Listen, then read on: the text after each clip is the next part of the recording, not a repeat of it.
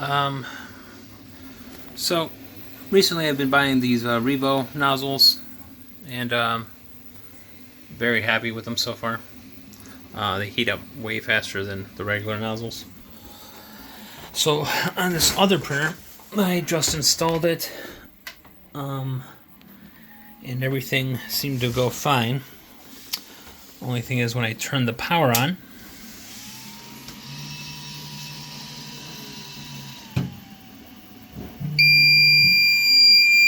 it says it is 700 and what? 720 some degrees.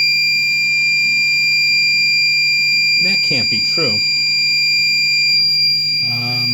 So there's something with the thermistor. Because if it wasn't plugged in right, there wouldn't be a reading. It would be min temp, which is actually why I replaced this one. But to read 700, it might be a manufacturer defect. Not sure if there's a solution I can do on my end. Please comment if there is. Thanks.